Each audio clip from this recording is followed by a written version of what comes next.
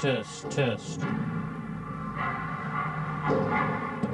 1. There are two major phenomena which have required the theater to end yet again, to once again reinvent itself.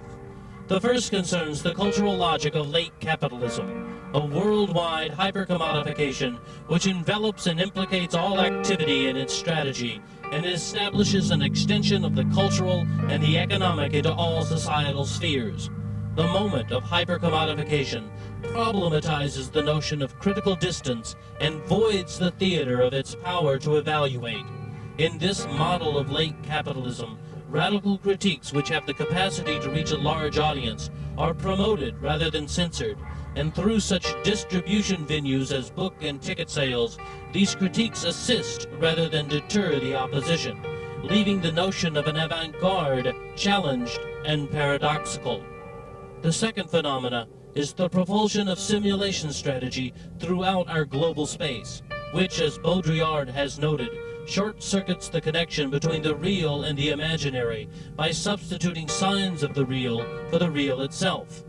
A point can be made that the image has always attempted to substitute a sign for the real, but with the expansive proliferation of television and the media, the opportunity to disguise the real through simulation has never been so great or so influential.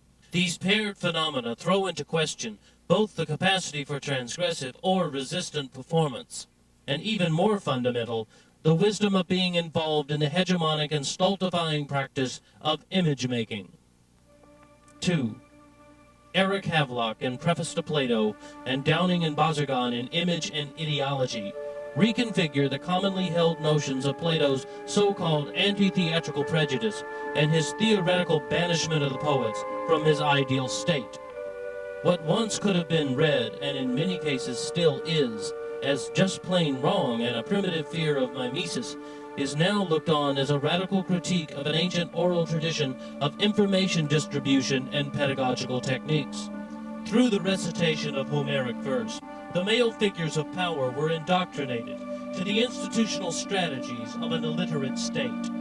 Havelock theorizes that Plato's revolutionary declaration was towards a capacity for abstraction, towards a transcendence of imagery, towards a notion for signifying the autonomous self or soul.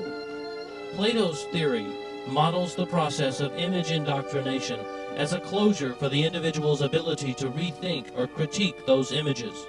If one's lexicon is shaped by imagistic memorization, the capacity for critical, creative thinking is detoured. The deterministic screen that the individual is tied to allows only for the regeneration of the established ideology of the former images. After 25 centuries, we are still in need of banishing the poets, in our case, the image makers, not only the obvious suspects of television, advertising, cinema, but also the plastic and performing arts. The global community has been taught to think and continually taught not to think, not to abstract, not to critique, and to assume the ideology of authority by the onslaught of the production of images. The coercion of the production of image is not only a strategy of institutional powers, but inherent in any work that solves the issues it presents and denies the resolution of a dialectic within the spectator. 1. Through ideology, images constitute the subject perceiver, who constitutes the image through ideology. 2. Ideology is the channel through which the image and the subject converse. 3. Conflicting ideologies between subject-object, object-object, and subject-subject create a dialectic.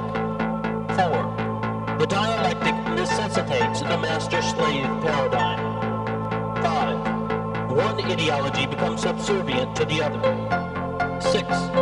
Sometimes rupturing an image upturns its ideology. 7. Orbital ruptures deter the new ideology from taking hold. For how long? With what result? Is there an escape route? A theater beyond the domination of image manufacturing? Outside of a theater which shapes this type of experience? Performance versus spectator, knowing projection versus decoding perceiver, charismatic other versus indoctrinated learner, power, presence, authority versus disempowered absence, solidification versus diffusion, master versus slave. Performance artists such as Vito Acconci and Following Piece have attempted to break with hegemonic image manufacturing. But within a theater work that sustains the spectator performance model, by what means and for how long can we defer an ideology taking hold of the images and signs presented? I am not attempting a resuscitation of anti-theatrical prejudice, aka Michael Fried in his famous minimalism versus formalism debate in Art and Objecthood, by calling for an abolition of theatrical object production and image-making performance. Given the temporal and spatial formation of theater, the production of the theatrical image is an inevitability. The issue is to understand the generative and collusionary process of image production and the conspiracy of presence and authority toward the disempowering of the spectator by the charismatic other. This model is omnipresent in the postmodern condition of multinational capital and media control, i.e. simulated information. 3. I will suggest 3 ways out. The first, as this paper attempts, it may be useful to invoke, as implied by Baudrillard, Jarry's science of imaginary solutions. Against a hyper-realist system, the only strategy is pataphysical, a kind of science of imaginary solutions, that is to say, a science fiction of returning the system against itself, to the extreme limit of simulation, a reversible simulation, in a hyperlogic of destruction and death.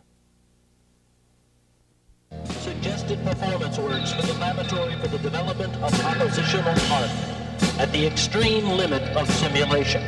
1. Stage a hostage-taking. Send videotape of the performer hostage to the media for broadcast. Have the hostage blink Morse code with his eyelids. This is a simulation. 2. Complain often to the authorities and the media about UFO sightings and encounters with extraterrestrials. 3. Offer yourself as a guest for radio and TV talk shows, telling false stories such as, I am a victim of ritual abuse, I married a space alien, I am a devil worshiper, I had a sex change. 4. Stage intimate sexual encounters for invited guests in your house. 5. Run for public office. 6. Place advertisements on television and radio for phony products. 7. Open a wedding chapel and funeral home in Las Vegas, Nevada, and offer live recreations of famous weddings and wakes. Offer actual weddings and funerals presided over by star impersonators. Elvis, Marilyn, Homer Simpson. 8. Stage art shows using other people's art. Don't tell the artist and attempt to sell the work. 9. Start a church, the temple of the Cyclops baby, and make outrageous claims for healings and redemptive powers. Charge fees to see the baby in the back room. 10. Attend Harvard Business School. Do your best. Take a job on Wall Street. Have a wife or husband and 2 kids. 11. When writing theory, openly plagiarize and attempt to be published in the journals from which you stole.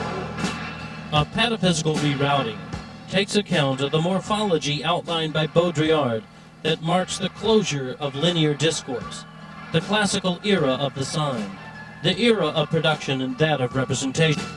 If, as Julian Pavanis delineates, quote, the sign is liberated from any archaic obligation to designate anything at all, end quote, then any and all truth reference are voided.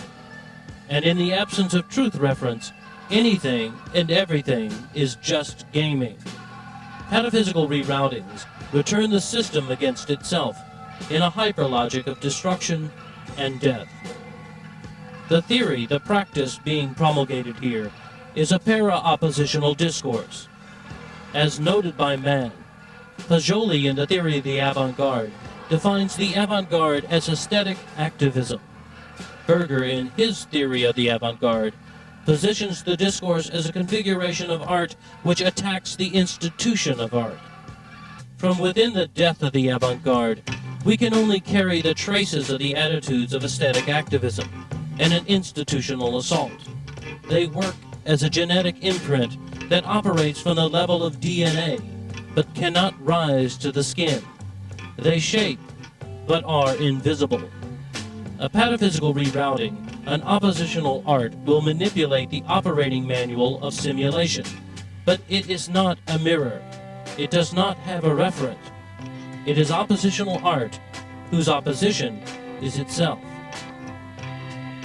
The second point, another technique of deferring conspiracy with authority through the production of image is the implementation of a refusal of commitment within a given performance work, i.e. the Wooster Group.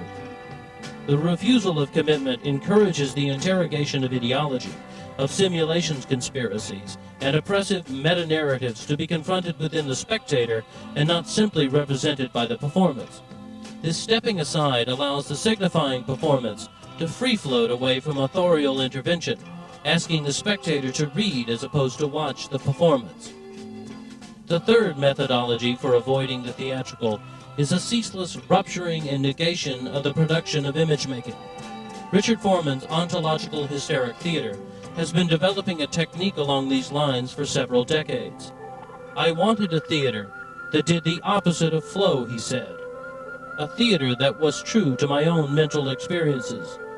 That is, the world as being pieces of things, awkwardly present for a moment, and then either represented by consciousness or dropped in favor of some other momentary presentation. As Kate Davey and Foreman himself have noted, the influence of Gertrude Stein on the ontological hysteric theater is apparent. Foreman's theater plays among the cyclical movement of a continuous present, with, quote, things in and of themselves beginning again and again, end quote.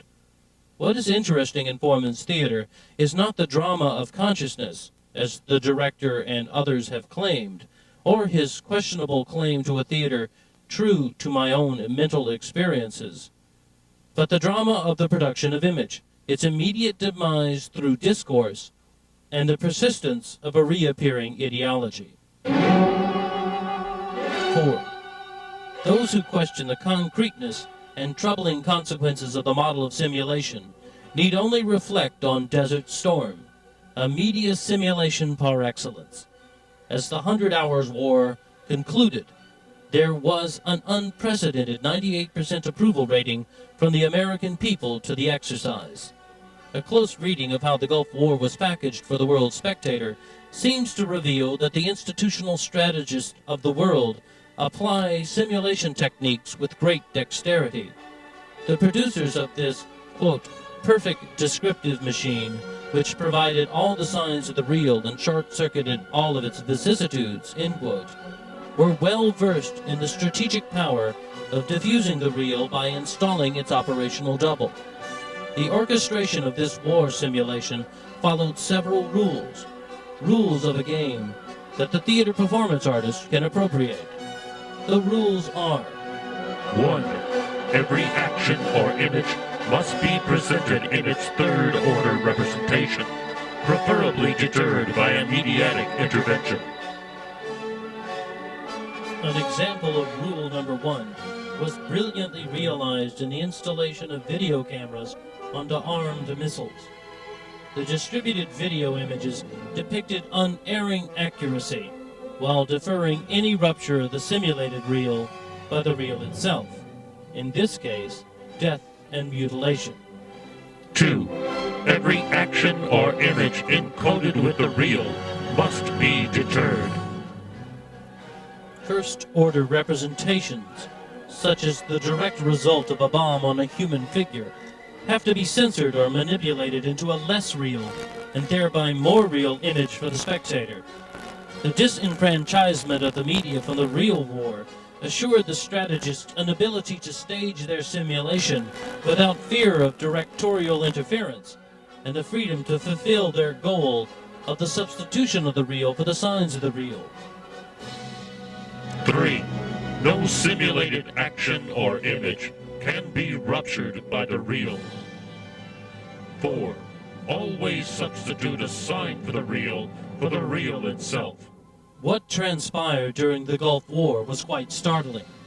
The combatants, as well as the audience, became warriors within the simulation.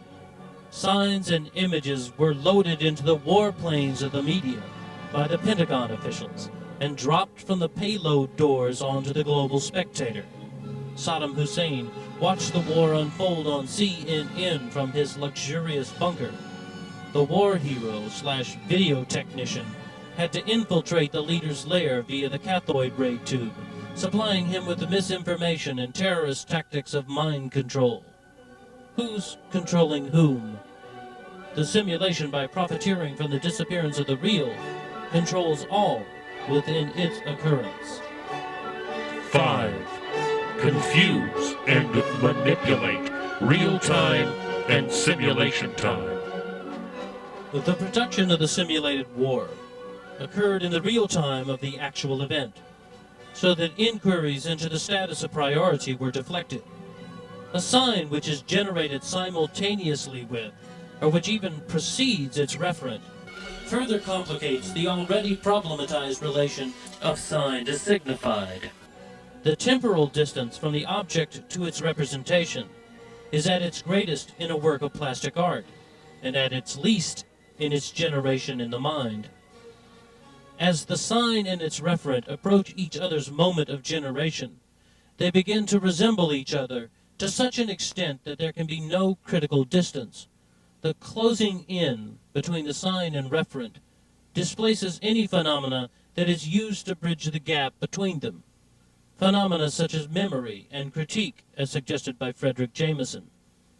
There is no need for a channel or ideology through which to exchange information if there is no separation. When there is no distance to bridge, there can be no critique. This is the wickedness of the medium of video. This is why most postmodern performance artists can't let it go.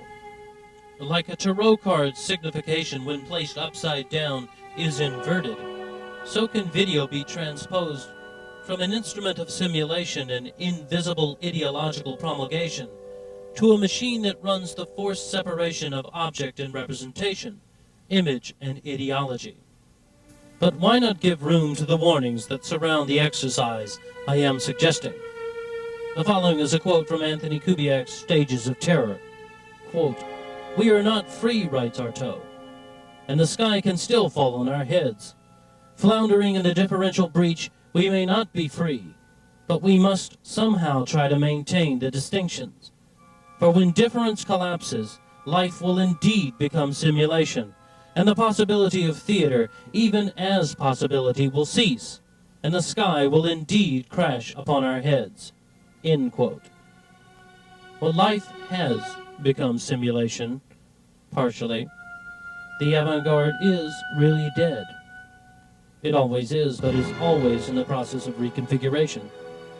Differentiation has been problematized, and these heartwarming and mawkish pleas are but the latest, undoubtedly not the last, voice of reason emanating from modernity.